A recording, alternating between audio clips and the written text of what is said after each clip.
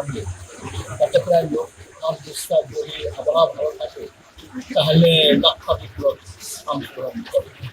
লক্ষাধিক লোক শুধু এই স্বামীবাদের এখানে এই রাস্তা প্রশাসন একেবারে রাস্তা বন্ধ করে দিয়ে 12টা থেকে করেছে, রাস্তা 12টা বন্ধ থাকে। এবারে আমরা রথ ওখানে সুন্দরভাবে সারাতে পারি এবং ভক্তরা সেখানে দাঁড়াতে পারে পরিশুদ্ধভাবে জগন্নাথের রথ।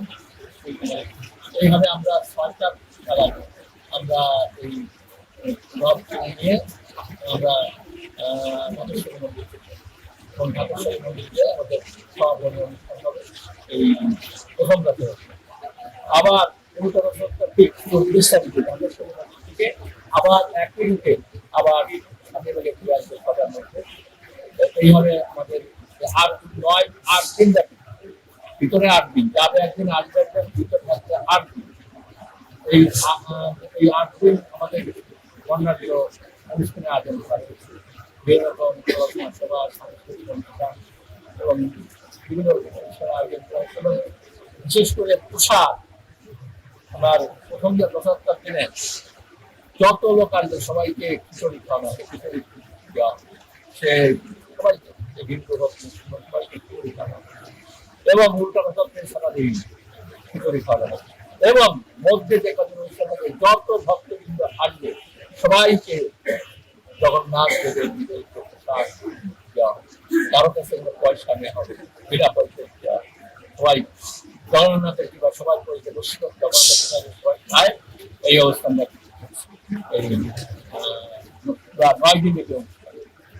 মূল আলোচনার সময় অতিথি কে থাকবেন? অতিথি আমাদের মহাসচিব ফখরুল ইসলাম আলমগীর, স্থানীয় এমপিআরডি মন্ত্রী, তারপর নিতাই রায় চৌধুরী, তারপরে আরো বিধানবাবু থাকবেন, আরো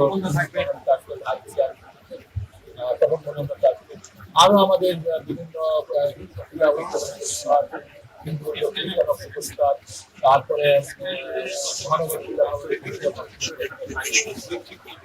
আরেকটা বিষয় যে ইসকন নিয়ে যেটা বলছিলেন, ইসকন নিয়ে যে অপপ্রচার হয়, ইসকনের যে লক্ষ্য উদ্দেশ্য এটা একটু সংক্ষেপে। আমাদের লক্ষ্য হচ্ছে আমরা সবাই শান্তি থাকি এবং সবার প্রার্থনা করি, সবাই সুখে শান্তি থাকি, এটাই আমাদের লক্ষ্য।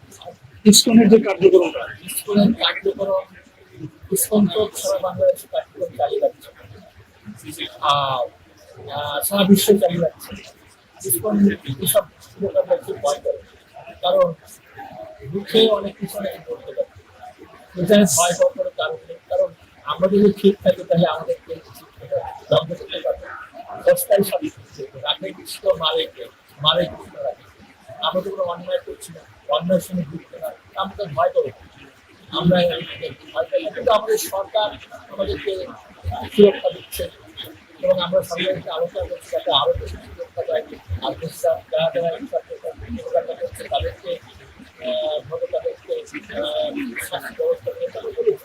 কারণ সরকারের উপর আমরা নির্ভর সরকার চাইলে অনেক কিছু সরকার আমাদেরকে সুরক্ষিত রাখছে, তাহলে তো আমরা ধন্যবাদ। সরকার অনেকে সুরক্ষা দিচ্ছে।